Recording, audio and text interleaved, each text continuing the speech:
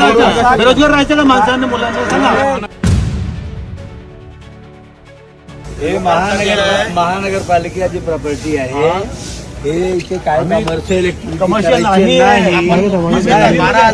काम पण करायचे नाही की लोकांना त्रास होईल. नाही लोकांकडून तुम्ही 12,000 रुपये फी घेता.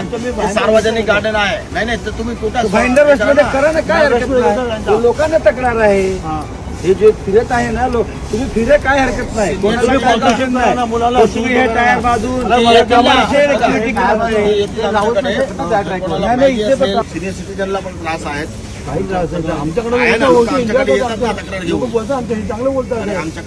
तर हे सार्वजनिक प्रॉपर्टी आहे. मीरा भाईंदर महानगरपालिकाचे जे गार्डन आहे ते सर्वांसाठी आहे आणि तिथे तुम्ही कॉमर्शियल ॲक्टिव्हिटीज करतात, लोकांकडून पैसा घेतात. एक मुलाकडे 12,000 रुपये घेतात. ते स्वतः म्हणतात. मी आता व्हिडिओमध्ये बघितला, कोण नागितलेलं आहे काहीतरी एक ग्रुपमध्ये की मराठी माणसावर असा करतात. काय आम्ही मराठी माणसाबरोबर नाही काय? आम्हाला मराठी माणसाने वोट दिला नाही काय? आम्ही मराठी माणसाला काम करत नाही का? त्याच्यामध्ये मराठीचा काय विवाद नाही. आम्ही त्यांना तेच सांगितलं होतं की तुम्ही तिकडे जे काही ॲक्टिव्हिटीज करतात ते सार्वजनिक जागा आहे, लोकांना अडचण आहे आणि तुम्ही पैसा घेतात. पैसा कशासाठी घेतात?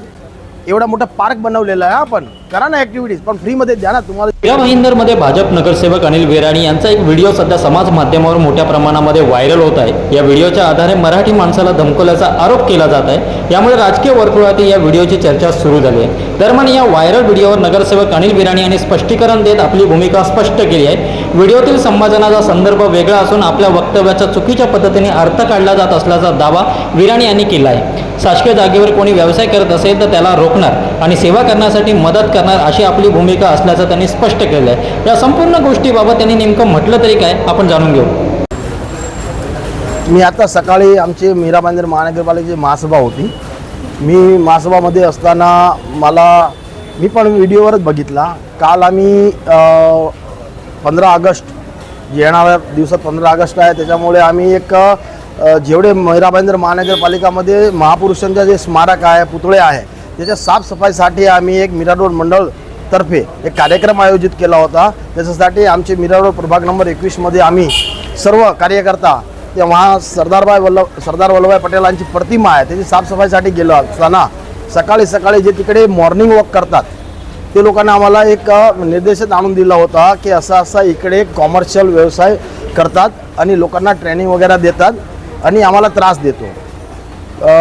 सिनियर सिटीजनांचा खास त्याच्यामध्ये हे होता की आम्ही इकडे वॉकिंगसाठी येतात आणि ते आम्हाला अडचण निर्माण करतात. म्हणून आम्ही त्यांना कोण होता संबंधित त्यांना आम्ही भेटलो आणि सांगितलं की साहेब इकडे असं आहे, जर तुम्हाला कोणाला काय इकडे ॲक्टिव्हिटी करायचं असेल तर हे सार्वजनिक प्रॉपर्टी आहे. मीरा भाईंदर महानगरपालिकाचे जे गार्डन आहे ते सर्वांसाठी आहे आणि तिथे तुम्ही कॉमर्शियल ॲक्टिव्हिटीज करतात, लोकांकडून पैसा घेतात. एक मुलाकडे 12,000 रुपये घेतात.